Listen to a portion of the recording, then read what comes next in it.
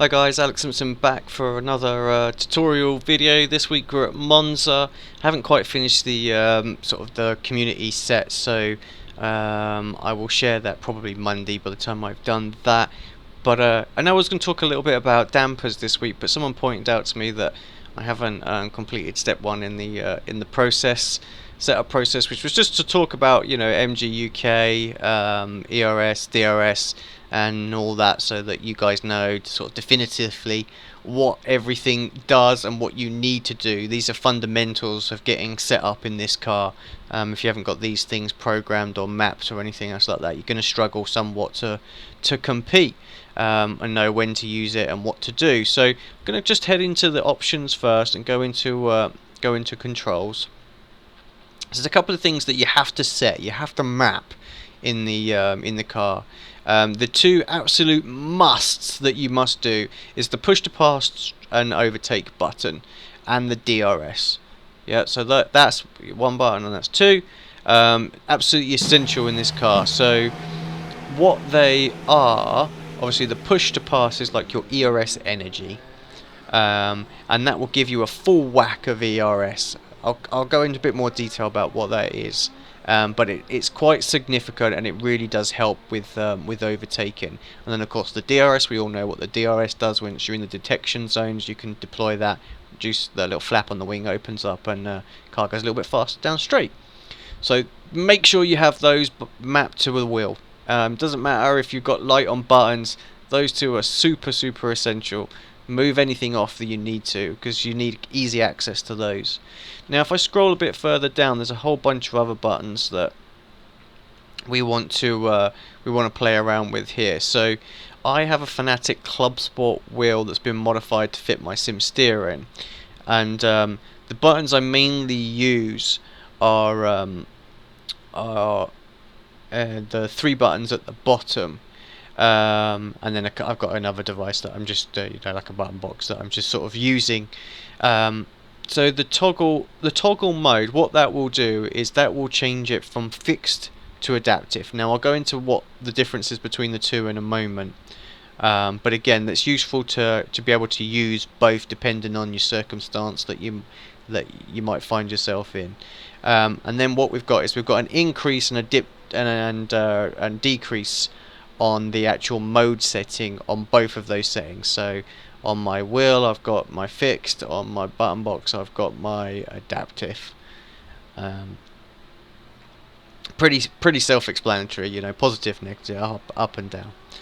If I just head on over to back to the sim for a second, this is just the baseline set at the moment. Now on my wheel, like I say, I've got the adaptive and the fixed mode button, so I can just cycle between the two of them very easily. Now what fixed does is fixed gives you a consistent amount of energy usage, like a percentage of power basically from your your recovery system. Now the lower the setting is, the more power you get. So a 1 gives you absolutely maximum power, and 12 gives you the lowest power with actually giving you something. 13 and 14 are no power whatsoever. So when if you're in a fixed mode, what you can do is you can you might just say, well, I'm going to set my engine mode, my electric mode, just so that I'll slowly run out of energy throughout the race. It'll be nice and consistent, and we'll just go like that. You might find it's at, say, fixed 7. You'll do some testing and figure that out based on the percentage use per lap. You might find it's fixed 6, for example.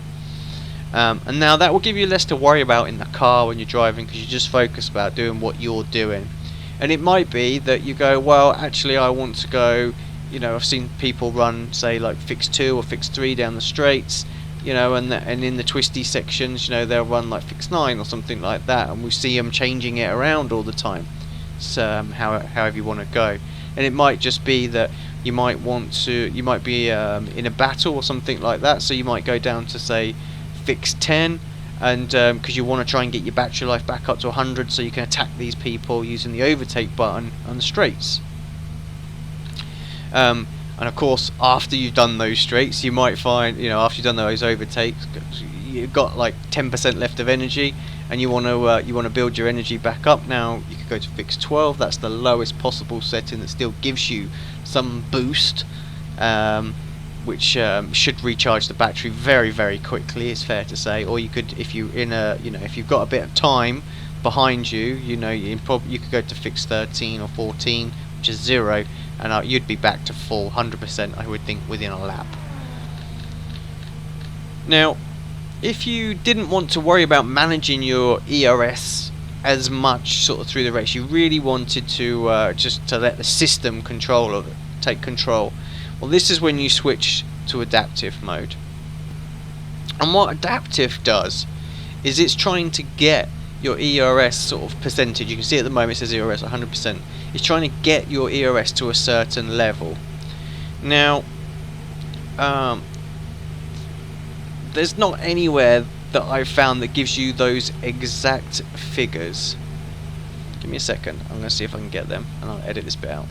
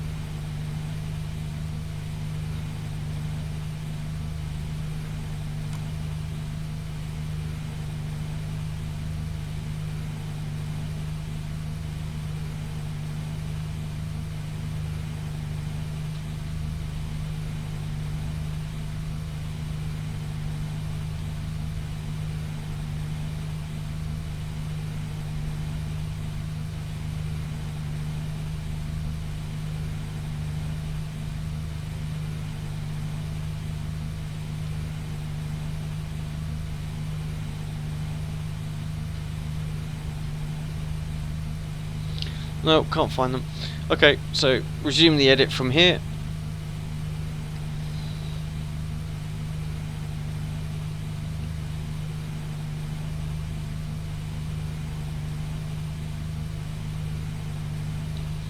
Okay, so let's talk. So on adaptive is quite different. Now, when if you wanted the system to take basically control of the energy usage and just really not worry about it at all, then adaptive is very, very good for this. Now, again, much like fixed mode, you've got if we get there we go. So adaptive 1 obviously is maximum power, and what that's trying to do is it's trying to actually get your ERS percentage pretty much down to 0. It's not quite that. I think it will take it down to something like 10% is what it's trying to target.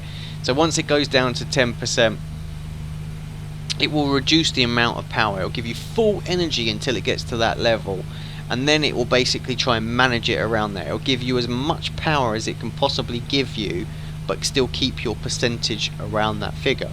Now, and that changes for every that you go up.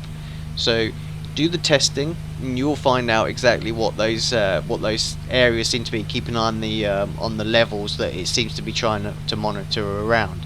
Now, from what I can remember, I believe like adaptive 5 is something around like 35%. It tries to keep it at, so it works quite nicely. Gives you something available to use as far as power. So you'll notice the first couple of laps when you're on adaptive will be a lot quicker, because obviously you've got 100%, so it just gives you loads of power to start off with, but then takes it away a little bit, so the next few laps are a bit slower because it's just trying to maintain that level. Now, if you go up to say like an adaptive 8, then it's going to try and target a much higher higher level. We're sort of looking at closer towards 50%, you know, a 9 sort of closer towards a 60, a 10 around about 70, and I think 11 and 12 are somewhere sort of around the 80% mark, something like that.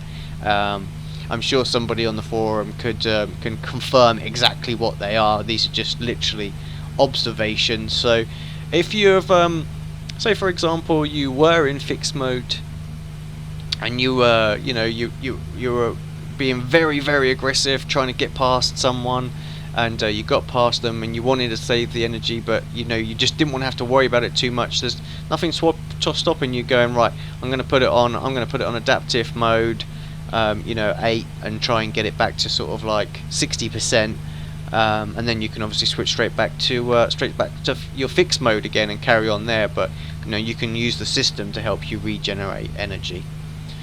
Of course, you can use the push to pass button anytime you want. That will give you, if you're in adaptive mode, it won't switch it on screen. Like if I push it now, it won't change it on screen.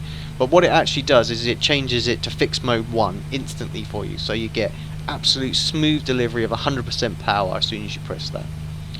And then, of course, as far as DRS goes, I really shouldn't need to explain that. Once you're in the detection zone and you can see a couple of lights, let me just get myself to a detection zone.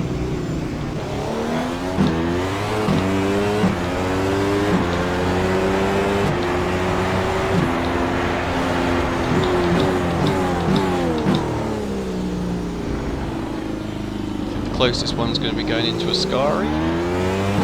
What we're looking for is the lights to the left of the rev lights there. They come red and then they're blue, but the ones we're looking for is the green to the left. So initially you'll get just one, and what one means is that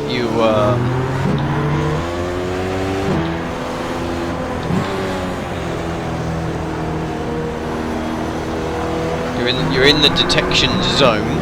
So there we go, just gone past the line. Yeah, and the DRS is enabled to use, so that light will only come on when you are within 1 second of a car in front of you in the race. Now, I've got to be careful here because someone's coming.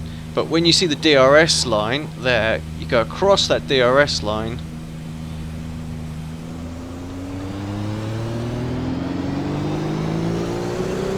It's not giving me the option to turn it on for some strange reason. Oh, that's because I've not got full throttle on. Okay, we'll try and not mess that up for the one on the main straight. But yeah, that's why why it didn't come on. So, oh, what an idiot! There you go. You learned something new. If you haven't got full throttle on, then it won't allow you to activate it. Right. So I've just gone over a detection line there. It was across the track. So the light's on. So DRS is available. Make sure obviously we're full throttle going down the main straight. We'll look for the DRS board, it's on the left. As soon as we pass that, the second light comes on. So enable us to turn it on, and then when I push the button, all 4 lights come on. So we can, that gives us the indication that the DRS flap is actually open. Now it will turn itself off the minute you press the brakes, or if you press the button again. So it's entirely up to you. Some places you might want to deactivate it again and then reactivate it. Right, I hope that's a good explanation of everything, as far as mapping the settings and what everything does, the difference between adaptive and fixed. I think there's certainly some other guys have covered this already before, so use the information from both. If there's anything that's a little unclear, by all means just drop me a question. Okay, thanks guys for tuning in. Sorry I couldn't go into the dampers this week, but I promise I will cover them next week.